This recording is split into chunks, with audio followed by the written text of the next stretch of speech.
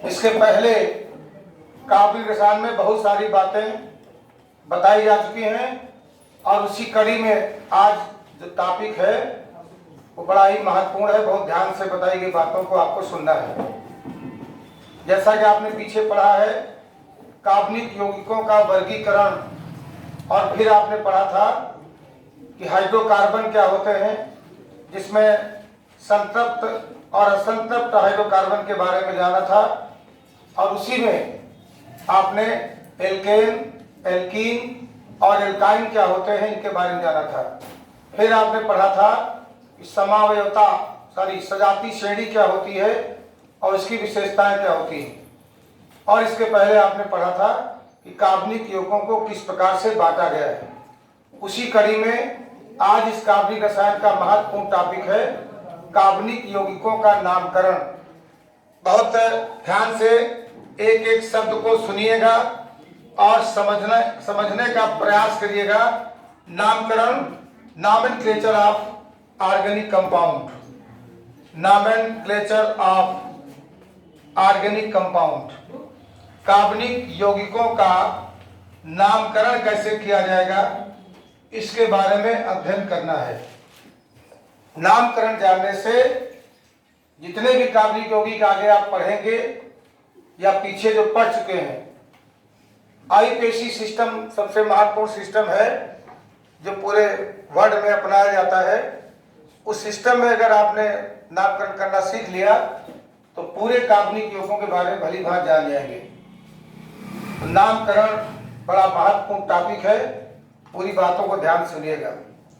नामकरण के लिए शुरू में प्रारंभ में जब बहुत सारे कार्बनिक यौगिक बनाए जा चुके, 10 से 15 लाख कार्बनिक यौगिक बन चुके हैं और लगातार नए कार्बनिक यौगिकों को बनाया जा रहा है और वो विभिन्न क्षेत्रों में वो कार्बनिक यौगिक उपयोग में आ रहे हैं। तो जब बढ़ती हुई संख्या, बहुत अधिक संख्या में जब कार्बनिक यौगिक बन गए तो भी समस्या आ गई उनके नामकरण को कैसे किया जाए। तो नामकरण की समस्या आई, उस समस्या के निदान के लिए नामकरण की व्यवस्था की गई। शुरू में जो कार्बनिक यौगिकों का नाम लिखा जाता था वह उस कार्बनिक यौगिक के स्रोत के आधार पर या किसी विशिष्ट गुण के आधार पर या किसी ज्ञात यौगिक से उनके प्रत्यक्ष या अप्रत्यक्ष संबंध के आधार पर या फिर उनकी किसी खास विशेषता के आधार पर कार्बनिक यौगिकों का नाम किया जाता था, नाम लिखा जाता था। लेकिन इससे विसंगत क्या पैदा हो गई कि एक ही कार्बनिक यौगिक अलग अलग देशों में अलग अलग नाम से जाना जाने लगा। जो प्रारंभ में नामकरण के लिए पद्धति का इस्तेमाल होता था उस पद्धति को निरर्थक पद्धति के नाम से जाना जाता था। निरर्थक नाम से स्पष्ट है कि ऐसी पद्धति जिसका कोई अर्थ ही न हो, ट्राइबल सिस्टम के आधार पर कार्बनिक यौगिकों का नाम किया जाता था। इस पद्धति में नामकरण का कोई विशेष नियम नहीं होता था। यौगिकों के नाम उनके स्रोत या किसी विशिष्ट गुण के आधार पर कर दिया जाता था, नियम नहीं था कोई। इसके लिए बहुत सारे उदाहरण, जैसे सबसे पहला उदाहरण हम आपको मेथेन, सभी परिचित हैं। मेथेन को मार्स गैस के नाम से पहले भी जाना जाता था, आज भी मार्स गैस कहा जाता है। मार्स गैस, मार्स माने होता है मार्सी प्लेस, मार्स माने होता है दलदल। ये गैस ऐसे स्थानों पर प्रोड्यूस होती है जहां पर दलदल होता है। किसी भी दलदल में ध्यान से देखेंगे तो आपको गैस के बुलबुले दिखाई पड़ेंगे। इसका मतलब कोई गैस बन रही, प्रायः मेथेन गैस होती है। मार्स से मेथेन का नाम लिया गया और इसी आधार पर चूंकि दलदल में उत्पन्न होती है इसीलिए इसका नाम मार्स गैस के नाम से रख दिया गया। इसी के अलावा इस गैस का नाम फायर डैम्प भी होता है, क्योंकि यह गैस फायर डैम्प खदानों में, कोयले की खदानों में जो वर्कर काम करते हैं, नीचे गहराई में जाकर कोयला निकालते हैं, वहां पर आग लग जाती थी अगर माचिस का उपयोग कर लिया गया तो। इसीलिए इसी गैस को मार्स गैस के नाम से जाना जाता है। तो ये जो मार्स गैस है ये किसी किसी पद्धति का नाम नहीं, ये निरर्थक पद्धति का नाम है। इसी प्रकार से दूसरा उदाहरण लिया जा सकता है मेथिल अल्कोहल का, Cl3OH। मेथिल अल्कोहल, मिथु माने होता है शराब या वाइन, और व्हील माने होता है लकड़ी। इसको मेथिल अल्कोहल को लकड़ी के भंजक आसवन से, लकड़ी के फ्रैक्शनल डिस्टिलेशन भंजक आसवन से आदि समय से, बहुत पुराने समय से इसे बनाया जाता रहा है। तो लकड़ी से बनाया जाता रहा है। व्हील माने होता कास्ट या वुड, वुड माने लकड़ी, कास्ट से लकड़ी से बनाया जाता था। और मिथु माने होता वाइन, व्हील माने होता वुड। तो व्हील और मिथु से बन गया नाम मेथिल अल्कोहल। यह भी किसी पद्धति का नाम नहीं था, यह निरर्थक पद्धति का ही नाम था। इसी प्रकार से अगला उदाहरण लिया जा सकता है फार्मिक एसिड। फार्मिक एसिड, फार्मिका को लैटिन भाषा में चींटियों को बोलते हैं। लाल चींटियों को फार्मिका कहा जाता है। यह चींटियों के आसवन से बनाया जाता था और लैटिन भाषा में फार्मिका लाल चींटियों कहा जाता है। इसलिए चींटियों के आसवन से बनाने के कारण इसका नाम फार्मिका, फार्मिक एसिड पड़ गया। फार्मिक एसिड इसलिए नाम पड़ा क्योंकि इस फार्मिक अम्ल को फार्मिका लाल चींटियों के आसवन से बनाया जाता था। इसी तरह से एसिटम, एसिटिक एसिड, विनेगर को बनाया जाता है सिरके से। विनेगर माने सिरका, सिरका की अंश होता है एसिटिक एसिड। उसी आधार पर एसिटिक एसिड नाम पड़ गया एसिटम से। एसिटम माने विनेगर या सिरका। तो इस तरह से नामकरण की कोई पद्धति नहीं थी उस समय। ये निरर्थक पद्धति के आधार पर ही काल्पनिक लोगों के नाम लिखे जाते रहे हैं।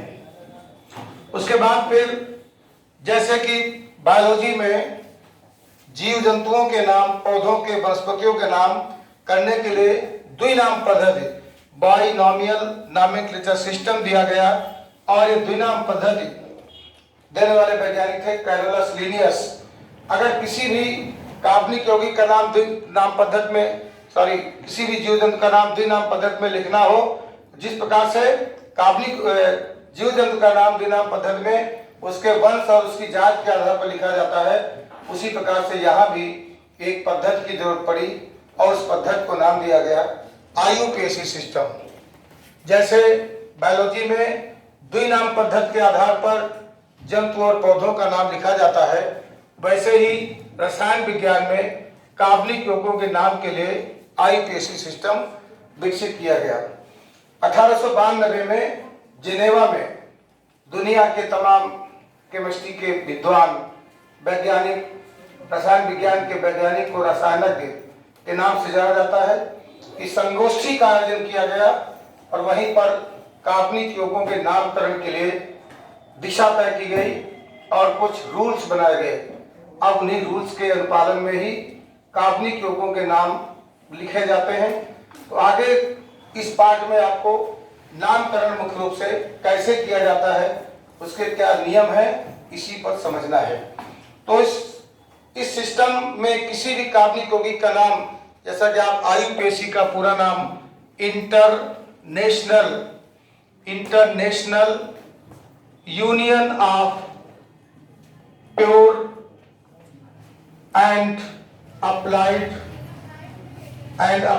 केमिस्ट्री, ये इसका पूरा नाम होता है। अंतरराष्ट्रीय नियम है, पूरे विश्व में इस नियम को अप्लाई करके कार्बनिक यौगिकों के नाम लिखे जाते हैं। कार्बनिक यौगिकों के नामकरण में बहुत सिंपल वे में आप जाने, ज्यादा डीप में न जा करके एक साधारण सा रास्ता आपको बताते हैं कि किसी कार्बनिक यौगिक का नाम कैसे लिखा जाएगा।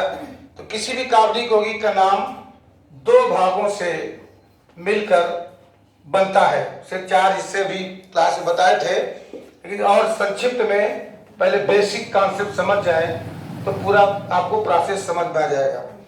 किसी भी कार्बनिक यौगिक का नाम IUPAC सिस्टम में लिखने के लिए 2 चीजें आवश्यक है। एक को कहते हैं प्रीफिक्स और दूसरे को कहा जाता है सफिक्स, पूर्व लग्न और अनुलग्न, और इसके अलावा रूट वर्ड्स के बारे में जानकारी हो तो ऑर्गेनिक केमिस्ट्री में जितने भी ऑर्गेनिक कंपाउंड्स हैं, चाहे इतने लंबे हों, चाहे इतनी पार्श्व श्रृंखलाएं उसमें जुड़ी हो, सभी के नाम इस सिस्टम में लिखना बड़ा आसान होता है। और इस सिस्टम में नामकरण के लिए जो नाम बनाया गया है, बस एक ही नाम होगा, दो तरह के नाम नहीं हो सकते। तो कार्बनिक यौगिक का नाम लिखने के लिए पूर्व लग्न और अनुलग्न दो चीजें आवश्यक हैं। पूर्व लग्न कार्बन परमाणुओं की संख्या पर आधारित होते हैं, रूट वर्ड्स कहलाते हैं। एक कार्बन हो उसके लिए मेथ इस्तेमाल होता है। आप हिंदी के बजाय इंग्लिश में ही लिखने की कोशिश करें। अगर दो कार्बन हो, दो के लिए एथ इस्तेमाल होता है। अगर तीन कार्बन हो तो तीन के लिए प्रोप होता है। चार के लिए ब्यूट होता है, चार कार्बन परमाणु के लिए ब्यूट, ब्यूटी ब्यूट कहिएगा बट नहीं। और पांच के लिए पेंट इस्तेमाल होता है। छह के लिए हेक्स और सात के लिए हेप्ट, आठ के लिए आठ, नौ के लिए नौ कार्बन परमाणु हो तो नॉन, और 10 कार्बन परमाणु हो तो डेक। इसी प्रकार आगे 11-12 कार्बन परमाणु के लिए भी शब्द इस्तेमाल होते हैं, लेकिन उत्तर प्रदेश माध्यमिक शिक्षा परिषद इंटरमीडिएट सिलेबस के अनुसार आप 10 तक के अच्छे से याद कर लो। अनडेक, डूडेक, ट्राइडेक, टेट्राडेक, वो आगे जरूरत नहीं है। तो इस तरह से पूर्व लग्न आपने देख लिया, एक कार्बन से लेकर 10 कार्बन परमाणु तक, ये आपको अच्छे से याद होना चाहिए, इसमें मिस्टेक ना हो। ज्यादातर मिस्टेक 7 वाले में बच्चे करते हैं। 7 को हेप्ट कहा जाता है, इसको सेप्ट लिख देते हैं, ये लॉजिकल है, गलती करते हैं। तो हेप्ट 7 के लिए। अब आता है अनुलग्न की बारी, लेकिन उसके पहले नामकरण की शुरुआत होती है एल्केन से। तो सबसे पहले नॉमेनक्लेचर आप एल्केन से शुरू करते हैं और मैक्सिमम रूल्स आपको इसी में समझ लेना है। नामकरण के नियम तो हैं, मगर नियम याद नहीं करना है। जब किसी कार्बनिक यौगिक का नाम लिखोगे और उसमें नियम को अप्लाई करोगे तो नियम अपने आप जान जाओगे। किसी नियम की याद करने की आवश्यकता नहीं है, नियम भी आपको लिखा देंगे, लेकिन इतनी प्रैक्टिस में आ जाओ कि नियम की जरूरत याद करने की जरूरत न पड़े, नियम सीधे नामकरण में अप्लाई कर सकते हो। तो सबसे पहले एल्केन आता है। एल्केन संतप्त हाइड्रोकार्बन की श्रेणी में आता है, और संतप्त हाइड्रोकार्बन वे हाइड्रोकार्बन होते हैं जिनमें कार्बन की चारों संयोजकताएं एकल बंध द्वारा जुड़ी होती हैं। और एल्केन श्रेणी के सदस्यों का सामान्य सूत्र CnH2n+2 होता है। सामान्य सूत्र के जरिए हम इस श्रेणी के सभी कार्बनिक यौगों के बारे में बड़ी आसानी से जान सकते हैं। अब आता है कि एल्केन श्रेणी के सदस्यों का नाम कैसे करें। तो एक कार्बन वाला मेथेन होता है, मेथेन का एक एसिड भी नाम मेथेन है। दो कार्बन परमाणु वाला एथेन होता है, एथेन का भी आइसोटोप नाम एथेन है। तीन कार्बन परमाणु वाला प्रोपेन होता है, प्रोपेन का आइसोटोप नाम भी प्रोपेन है। लेकिन नामकरण के नियम की आवश्यकता कब होती है, जब किसी कार्बनिक यौगिक की श्रृंखला हो, लंबी चेन हो और उस चेन में साइड चेन भी जुड़ी हो, तब यहाँ से रूल्स अप्लाई होना शुरू होते हैं। जैसे मान लिया कोई कार्बनिक यौगिक है CH3 CH2 और CH से CH3 जुड़ गया और फिर CH3 आ गया। अब यहाँ पर एक साइड चेन आ गई। अगर 1 2 3 4 कार्बन होते तो ब्यूटेन कह सकते थे, लेकिन जब साइड चेन आ गई तो अब सबसे महत्वपूर्ण नियम आ गया कि कार्बनिक श्रृंखला का अंकन करते हैं, नंबरिंग डालते हैं, और नंबरिंग उस सिरे से प्रारंभ करते हैं जिस सिरे से जुड़ने वाला प्रतिस्थापी पास में होता है। नंबरिंग उस सिरे से प्रारंभ करते हैं जिस सिरे से जुड़ने वाला प्रतिस्थापी साथ होता है। प्रतिस्थापी या एल्किल ग्रुप के बारे में आपको पहले बताया जा चुका है। इसके पहले की क्लास में CH3 जुड़ा हो तो उसको मेथिल बोलते हैं, और C2H5 जुड़ा हो तो उसे एथिल ETHYL इथाइल या एथिल, जो भी आपको सुविधाजनक लगे कह सकते हैं। मेथिल और एथिल इस तरह से प्रतिस्थापी के रूप में जुड़े हो सकते हैं। प्रोपिल, ब्यूटिल, पेंटिल भी हो सकते हैं। मेथिल एथिल को ज्यादा फोकस करना है। अब यहाँ देखिए एक कार्बनिक परमाणु की श्रृंखला है और इस श्रृंखला में CH3 जुड़ा हुआ है। CH3 का मतलब हुआ मेथिल, और मेथिल किधर से जुड़ा हुआ है? इधर से 1 2 3 4 डालेंगे तो सबसे कम नंबर उधर से मिल रहा है, और इधर से नंबरिंग करते हैं इस साइड से 1 2 3 4, यहाँ पर इसको 3 नंबर कार्बन मिल रहा है। अगर इधर से करते हैं तो 2 नंबर। नंबरिंग उधर से प्रारंभ करेंगे इधर से जुड़ने वाला प्रतिस्थापी नजदीक हो। इधर से पास में आ रहा प्रतिस्थापी या साइड चेन 1 2 3 4, सबसे पहले कार्बन जो चेन है उसकी नंबरिंग करनी है। तो नंबरिंग राइट टू लेफ्ट करेंगे। क्यों? क्योंकि इधर से साइड चेन पास में है, और जिस नंबर से जो साइड चेन जुड़ी है उसका नंबर और उसका नाम। तो 2 नंबर से क्या जुड़ा हुआ? मेथिल। तो 2 से क्या लिखेंगे? 2 मेथिल। और नंबर ऑफ कार्बन 4, 4 के लिए क्या लिखते हैं? ब्यूट। और एल्केन का जो सफिक्स है वो है एन, इसका जो सफिक्स प्रयोग होगा वो होगा ANEN। तो 4 कार्बन के लिए ब्यूट लिखेंगे और ब्यूट में एन जोड़ देंगे तो ब्यूटेन। तो इसका नाम हो गया 2 मेथिल ब्यूटेन, 2 मेथिल ब्यूटेन। अंक और शब्द के बीच में हाइफन प्रयोग किया जाता है, ये जो डैश लगा है ये जरूर ध्यान रखिएगा। तो 2 मेथिल ब्यूटेन इसका नाम हुआ। अब इसी तरह से हम बहुत सारे कार्बनिक यौगिकों के नाम आपको बताते चल रहे हैं और आप भी लिखते चलिए और समझते चलिए। अभी एल्केन के ही नामकरण की बात करेंगे। जैसे मान लिया अगला कार्बनिक यौगिक हम आपको दे रहे हैं CH3, CH से CH3 जुड़ा, फिर CH से CH3 जुड़ा और CH2 CH3। ये मान लिया कोई बांड ना भी लगा हो तो सिंगल बांड ही माने, ठीक है। कोई डॉट जैसा लगाओ तो भी सिंगल बांड। अब इसका नामकरण करना है। नंबरिंग इधर से लेफ्ट टू राइट अगर करते हैं 1 2 3 4 5, देयर आर 5 कार्बन एटम्स।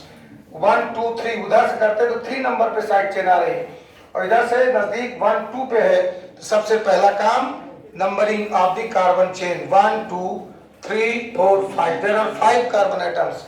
अब यहाँ ध्यान देना है 2 से भी CH3 जुड़ा है और 3 से भी जुड़ा हुआ है, दोनों सेम है CH3 मीन्स मेथिल, लेकिन 2 बार जुड़े हैं और दोनों बार अलग अलग कार्बन से जुड़े हैं। एक 2 नंबर कार्बन से मेथिल जुड़ा है और एक 3 नंबर कार्बन से मेथिल जुड़ा है।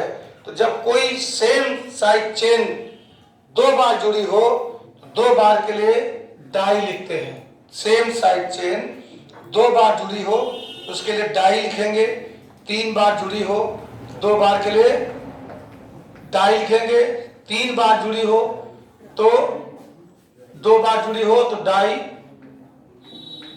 और 3 बार जुड़ी हो तो ट्राई, 4 बार जुड़ी हो सेम साइड चेन तो टेट्रा, 5 बार जुड़ी हो तो पेंटा। इस तरह से इस्तेमाल होता शब्द। तो 2 से मेथिल है, 3 से मेथिल है, 2 बार मेथिल है, तो उनका अंक भी लिखिए और नाम भी लिखिए।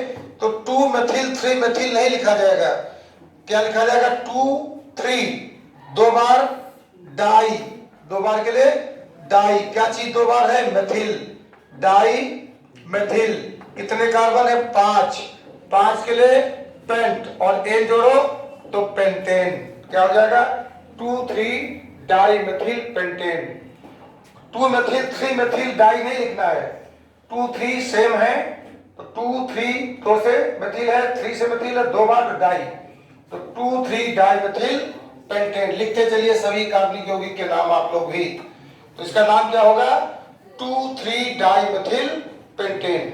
अगला एग्जाम्पल देखिए ध्यान से, एग्जाम्पल देखिए और अपने आप लिखने का प्रयास करिए, अन्यथा हम तो बता ही रहे हैं। अगला है CH3, C से यहां भी CH3 जुड़ा, यहां भी CH3 जुड़ा, और फिर अगला है CH से CH3 जुड़ा, CH2 CH3। ये एक श्रृंखला है जिसमें यहां पर 2 कार्बन, इस कार्बन से 2 बार मेथिल जुड़ा है और इस कार्बन से 1 बार मेथिल जुड़ा है। सभी नोट कर लें, नोट कर लिया। अब सबसे पहले करना हमें नंबरिंग। नंबरिंग किधर से प्रारंभ करेंगे इस पर ध्यान देना है। 1 2 3 इधर से आते हैं तो 3 पे साइड चेन मिल रही थी, 1 2 यहां से चलते हैं तो 2 पे मिल रही, तो लेफ्ट टू राइट नंबरिंग करना सही होगा। 1 2 3 4 5। There are 5 carbon atoms in the chain. इस कार्बनिक श्रृंखला में 5 कार्बन परमाणु हैं। अब यहां देखिए, ध्यान दीजिएगा, 2 से 2 बार मिथिल है और 3 से 1 बार और जुड़ा हुआ है, तो कुल कितने मिथिल हो गए? 3। 2 से 2 बार, तो यहाँ पर 2, 2 बार है 2 से, तो 2 2, और 3 से फिर 1 बार है 3, और कितने बार हो गया टोटल? 3 बार। 3 के लिए ट्राई, और क्या 3 बार जुड़ी है? Methyl, try methyl.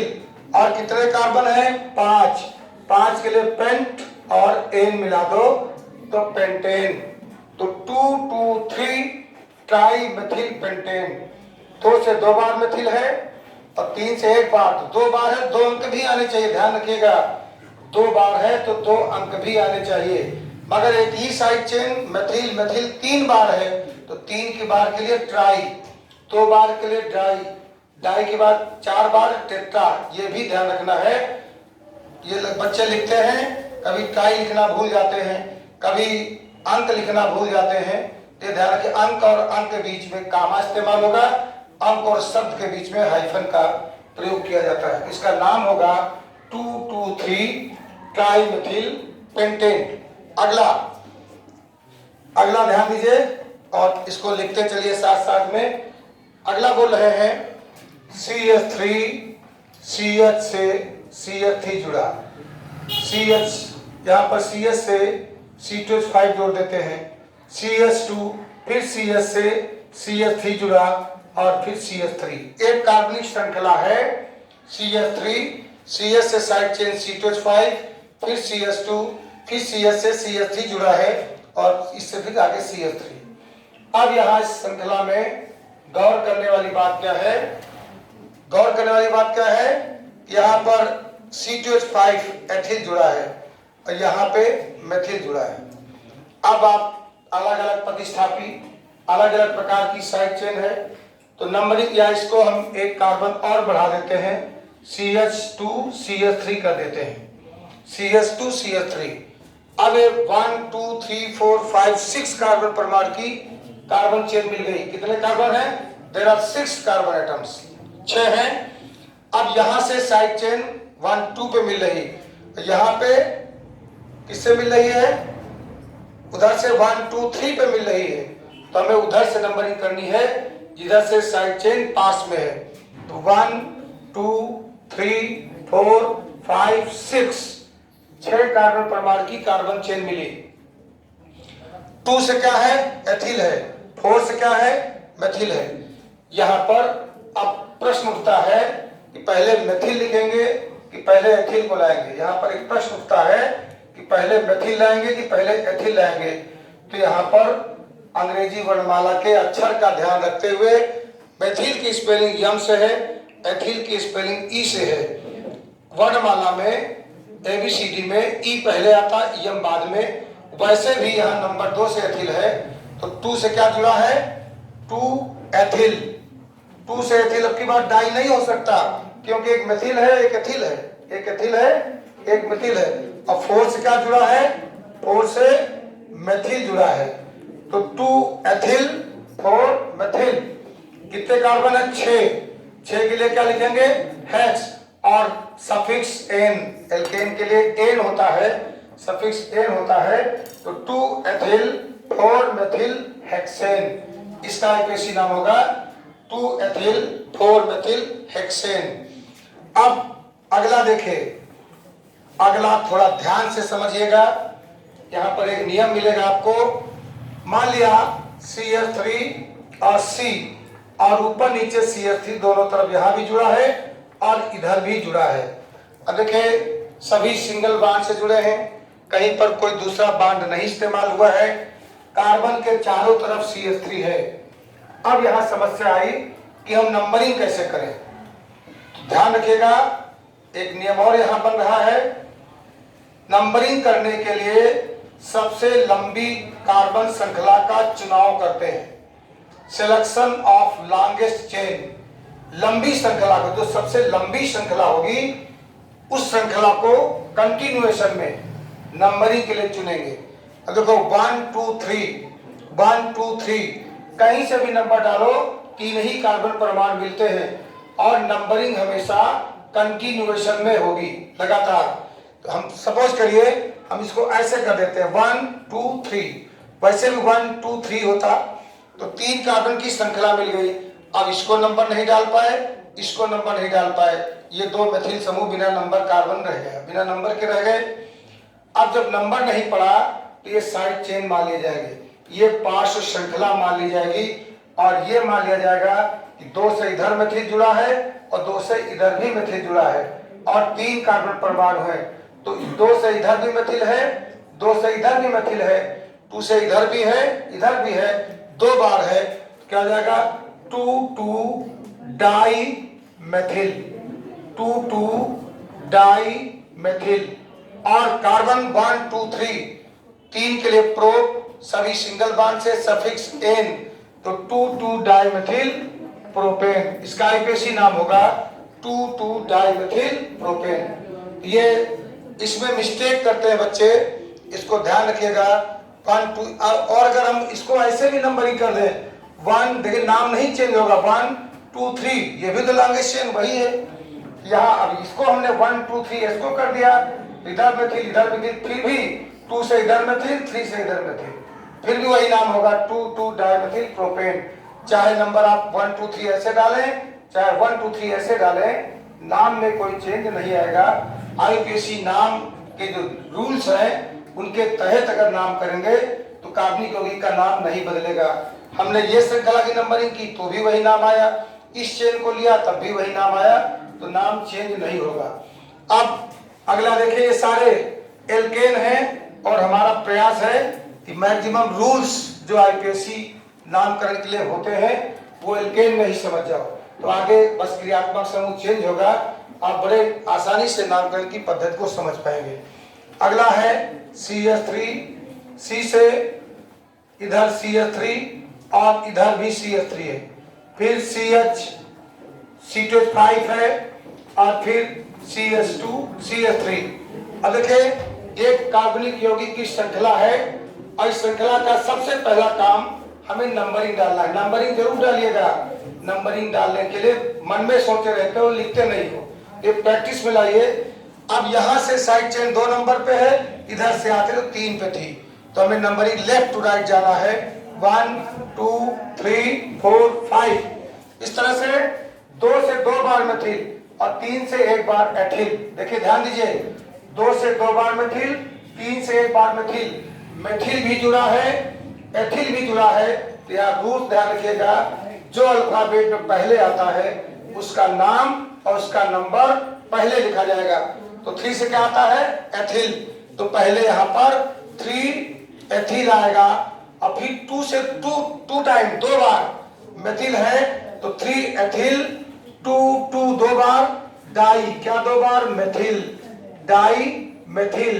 कार्बन 5, सभी सिंगल बॉन्ड एल्केन है, एन, 2 डाइमेथिल पेंटेन।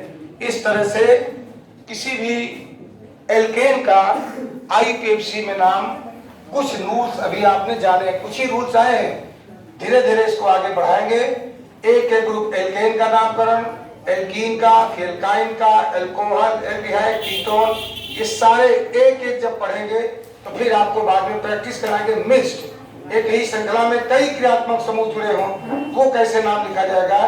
तो आज के लिए इतना पर्याप्त है, इसको फिर से रिवाइज करिएगा, फिर से देखिएगा, तो आपको रूल्स आसानी से समझ में आ जाएंगे, जिससे अगले क्रियात्मक समूह जो हमारे ग्रुप हैं उनको आसानी से आप समझ सकें। धन्यवाद।